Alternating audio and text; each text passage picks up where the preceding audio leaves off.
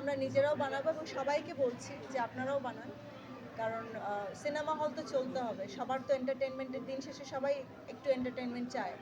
তো দেশি সিনেমা যদি ভালো সিনেমা হয় তাহলে আমার মনে হয় যে আমাদের সবার উচিত যে থ্রু আউট দ্য ইয়ার কিছু না কিছু হল মালিকদের জন্য বানানো, আমাদের অডিয়েন্সদের জন্য বানানো। আপনার বর্তমান সময়ে প্রযোজকদের একটা কমন বা কমন একটা অভিযোগ হচ্ছে যে বলছেন যে এই ঈদ কেন্দ্রিক যে ব্যবসাটা সেটাতে সারা বছর আসলে সিনেমা হল মালিকদের চলবে না। আর আমাদের আমাদের দেশের লোকজন, আমাদের দেশের যারা অডিয়েন্স আছেন তারাও ঈদ ছাড়াও যে সিনেমা দেখতে যাবেন সেটার জন্য সিনেমা হলগুলো খোলা থাকতে হবে আর আমাদেরকেও কন্টেন্ট দিতে হবে। তো আমার মনে হয় যে আমরা যদি ভালো ভালো কন্টেন্ট তৈরি করি, একটা বরবাদ আজকে তৈরি হয়েছে, বছরে যদি এমন দুটো তিনটে 10টা বরবাদ থাকে। 10টা বরবাদ, আমি বলবো না 10টা বরবাদ থাকতে হবে, কারণ একটা বরবাদই চলবে 2-3 মাস। তো এরকম যদি বেশি না, তিনটা সিনেমাও যদি বছরে বড় সিনেমা হয়, 3টা বড় সিনেমা যদি হয়, আর ছোট ছোট যদি কিছু সিনেমা হয়, ছোট ছোট কন্টেন্ট যদি হয়, যেটা ভালো ভালো প্রোডাকশন, মানে আমি বলছি না যে আপনার কোয়ালিটি ভালো হবে না, ভালো প্রোডাকশন, গল্প ভালো, গল্প ভিত্তিক যদি আরও কয়েকটা প্রোডাকশন হয়, মিনিমাম 6টা হলেই আমরা 2-2 মাস করে সিনেমা হলগুলো কিন্তু ভালো চলে যায়। তো আমার মনে হয় যে আমাদের এই ব্যাপারে আরও প্রযোজকদের আরেকটু বেশি মানে ভাবা উচিত যে আমরা কতগুলো সিনেমা করতে চাই বছরে, করতে পারবো। তো একটা প্ল্যান করেই আগানো উচিত, তাহলে সিনেমা হলগুলো না বাড়লে অন্তত সিনেমা হলগুলো বন্ধ হয়ে যাবে না, মানে প্রাণটা থাকবে। আচ্ছা, আরেকটা প্রশ্ন না করি না, সেটা হচ্ছে যে অন্যান্য দেশে অনেক এটা একটা স্যাটিসফ্যাকশনের জায়গা তো আছেই আমাদের, কারণ আমিও এক সময় বাংলা সিনেমা রিলিজ হলে বলতাম বাংলা সিনেমা কি করে দেখবো, কোথায়, মানে সিনেমার কোয়ালিটি হয়তো অত ভালো ছিল না, বাট এখন আমরা যেভাবে করে সিনেমা বানাচ্ছি বা যে ধরনের সিনেমা হচ্ছে, প্রিয়তমা কেন তার আগে থেকেই হচ্ছিল, তো ধীরে ধীরে ধীরে ধীরে করে এখন এখন আবার লোকজন সিনেমা দেখার জন্য ফ্যামিলিদেরকে নিয়ে আসে, কারণ আমরা ওই ধরনের সিনেমা বানাতে পারছি এখন। আমার মনে হয় যে এটা যদি কন্টিনিউ করতে পারি, আমরা যদি মানে ভবিষ্যতে আরও ভালো ভালো সিনেমা বানাতে পারি, তো এটা কন্টিনিউ হবে। কারণ দিন শেষে আমরা সবাই তো ঘরে বসে নেটফ্লিক্স দেখছি, আমরা সবাই ইউটিউবে দেখছি, আমরা অ্যামাজন প্রাইম দেখছি, আমরা ওটিটিতে সিনেমা দেখছি। যদি আমরা ভালো সিনেমা বানাতে পারি তাহলে সিনেমা হলে এসেও দেখবো। আপনার কাছে কি মনে হয় না যে না, করবো, কারণ আমি জানি যে এর চাইতে কম বাজেটেও যদি করি, সিনেমা যদি, আমার গল্প যদি ভালো হয়, আমার মেকিং যদি ভালো হয়, সিনেমা চলবে, মানুষ ডেফিনেটলি আসবে, অডিয়েন্সরা আসবে, দর্শক আসবে, দেখবে এবং তারা ভালোবাসবে। সিনেমা পুরোটাই ডিপেন্ড করে আপনার গল্প, আপনার মেকিং, সব কিছুর উপরে। আপু বর্তমান সময়ে কিন্তু সম্ভব তো অবশ্যই, কিন্তু যেহেতু বরবাদ আমি অনেক বড় একটা সিনেমা বানিয়েছি, অনেকটা সময় ধরে বানিয়েছি, আর বরবাদটা চলছে এবং চলবে, আমি আশা করছি যে আগামী ঈদ পর্যন্ত এটা ভালো চলবে। তো আমাকে ঈদ পর্যন্ত তো একটা টাইম দিতেই হবে, এরপরে ডেফিনেটলি আমি আরেকটা কন্টেন্ট নিয়ে আসছি। আপু, আপনার কিছুক্ষণ আগে মধুমিতা হলে গিয়েছিলাম। আসার আগে আসলে কিন্তু ব্রাকে বিক্রি করছে, যারা ভক্ত আছে ওনারা কিন্তু অভিযোগ দিচ্ছে যে ব্রাকে সহযোগী খাওয়ানো অনেক খারাপ মধুমিতা সিনেমা হল, সেই বিষয়ে তোমরা দেখতে পাচ্ছ।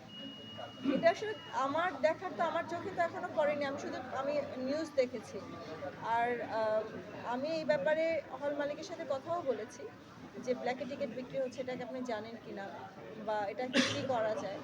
এখন দেখেন, টিকিট বিক্রির ব্যাপারটা তো আর আমার হাতে নেই, প্রযোজকরা তো এটা আসলে, এটা তো প্রযোজকের কোনো এখানে কোনো হস্তক্ষেপই নেই, কারণ আমরা তো সিনেমাটা দেই ওনাদেরকে চালানোর জন্য, টিকিট তো ওনারা বিক্রি করেন। তো এটা এই এই পুরো জিনিসটাই ওনাদেরকে হাতে নিয়ে দেখতে হবে, ওনাদেরকে, কর্তৃপক্ষকে এটা দেখতে হবে, এবং যারা অডিয়েন্স, যারা দেখতে যাচ্ছেন এবং যারা এটা শিকার হচ্ছেন তাদেরকে এটা নিয়ে কমপ্লেন করতে হবে। এটা তো আমার তো আসলে দিন শেষে এখানে আমার বলার এই জায়গাটা আমার না, বলার জায়গাটা আমার না। তারপরে আমি আমার অডিয়েন্সের হয়ে আমি ব্যাপারটা জানিয়েছি, কর্তৃপক্ষকে জানিয়েছি, এবং ওনারা এটা যে ব্যবস্থা করতে চান ওনারা। কিন্তু গেট খোলা দেওয়া হয়েছে, গেট খুলে বাঞ্ছনের অবস্থা এরকম হয়েছে, কিন্তু পুলিশও আনা হয়েছে। মধুমিতায় হ্যাঁ, মধুমিতা আমরা কিন্তু স্কুলে ছিলাম আমি, সেই বিষয়টা তোমরা দেখবেন, আপনি যদি ব্যবস্থা নেবেন নাকি আমার ব্যবস্থা নেওয়ার যেটা হবে সেটা আমি ওই যে বললাম, আমি হয়তো বলতে পারি যে আপনারা এইভাবে করে না করে আপনারা সিস্টেমেটিক ওয়েতে করেন। আর এটার প্রথম কারণ হচ্ছে যে আমরা এখন পর্যন্ত আমাদের টিকেটিং সিস্টেমটা ডিজিটালাইজ করতে পারিনি বাংলাদেশে, যেটা এখন আমার মনে হচ্ছে খুবই জরুরি, প্রত্যেকটা প্রযোজকের জন্য এটা জরুরি একটা মানে একটা স্টেপ হওয়া উচিত, যে সিঙ্গেল স্ক্রিনগুলোতে যদি আমরা কোনোভাবে আমাদের সিস্টেম দিয়ে হোক বা গভর্নমেন্ট থেকে অনুমোদন নিয়ে যদি কোনো সিস্টেম যদি লাগানো যায়, এই সিনেমা হলগুলোতে, তাহলে হয়তো বা আমাদের যে ব্ল্যাকে টিকিট বিক্রি করা বা এই জিনিসগুলো হয়তো বা অনেকটা কমে যাবে। কারণ এখানে সিঙ্গেল স্ক্রিনগুলো দেখা যায় বেশিরভাগই শুধু সিজনাল ঈদ কেন্দ্রিক সংখ্যা বাড়ে, বাকি সময়গুলোতে এগুলো চলে না এবং দর্শকের জন্য বসার খুব একটা উপযোগী পরিবেশ থাকে। সিঙ্গেল স্ক্রিন যতগুলো দ্রুত বড় সব থেকে বেশি পেয়েছে। সিঙ্গেল স্ক্রিন মাল্টিপ্লেক্স মিলিয়ে যতটা আসলে সব মিলিয়ে যতটুকু এখন চলছে তাতে আসলে প্রযোজক হিসেবে টাকা উঠে আসার ব্যাপারে আপনি কোনো চাপ নেই। একটা সিঙ্গেল সার্ভার এই টিকেটিং সিস্টেমে চলে আসুক প্রত্যেকটা সিনেমা, সিঙ্গেল স্ক্রিন হোক, মাল্টিপ্লেক্স সিনেপ্লেক্স তো অলরেডি আছেই, বাট সিঙ্গেল স্ক্রিনগুলো এটা আসাটা খুবই জরুরি এবং এটা আমার মনে হয় যে এটা আমরা একা বললে তো হবে না, সবাইকে মিলে করতে হবে এবং এটা একটা মানে কম্পালসারি করতে হবে গভর্নমেন্টের পক্ষ থেকে যে সিনেমা চালাতে হলে এই সিস্টেমটা আমাদেরকে দিতে হবে তাদেরকে। তো এটার জন্য যদি প্রয়োজনে আমরা প্রযোজকরা যদি এগিয়ে আসি, আমরা ইনভেস্ট করতে রাজি আছি, শুধুমাত্র এই কারণে যে আমরা আমাদের ইনভেস্টমেন্টটা ঠিকমতো বুঝে পাচ্ছি, এটা আমাদের জন্য জরুরি। হৃদয় ভাই, এবারে আপনাকে কলকাতা একটু থেকে যদি আরো প্রশ্ন বড় করতে চাই। বাজেটের ছবি নিয়ে সিনেমা ভালো হলে আমি মনে করি যে টাকা তো ইনশাল্লাহ উঠে আসবে, বাট তারপরে রিস্ক তো একটা থেকেই যায়। 15 কোটি আর 50 কোটি তো আর এক না, বিশাল আরও অনেক কিছু মেজার্স নিতে হবে, যেমন আমি এখন 15 কোটি থেকে যে 50 কোটিতে চলে যাই, তো আমি একটা সিস্টেম আনার জন্য তো কিছু ইনভেস্টমেন্ট আমি নিজেই করতে পারি, যে 100 সিনেমা হল, 100 সিঙ্গেল স্ক্রিন আমি নিজেই কিছু একটা সিস্টেম করে দিতে পারি, যেখানে শুধু আমি না, বাকি যারা প্রযোজক আছে তারাও লাভবান হবেন। তো এটা আমি হয়তোবা মানে সামনে গিয়ে হয়তোবা আগামীতে আমি এটা নিয়ে কথাও বলবো, আমাদের মিনিস্ট্রির সাথেও আমি এটা নিয়ে কথা বলবো এবং এটা আমার প্ল্যানেও আছে। সো ঈদটা শেষ হোক, মানে ঈদের থেকে সব ঈদের আমেজ কাটে, সবাই বাড়ি থেকে ফেরুক, তারপর কথা হবে। হৃদয় ভাই, ভাইয়া, hold on. ভাইয়া, হৃদয় ভাই, একটা জিনিস প্রশ্ন না করলে না, সাথে সাথে মানে এটা এমন না যে অনেক পরে আইসা হচ্ছে মাথায় আসছে, এটা একদম যখন আমার মাথায় গল্পটা আসে, ক্যারেক্টারটা চলে আসে, তখনই আমি দেখতে পাইছি যে এটা আসলে এই আরিয়ান মির্জার ক্যারেক্টারটা আসলে সাকিব ভাই ছাড়া আমার কাছে মনে হয়েছে যে হয় ইদিকা পপ।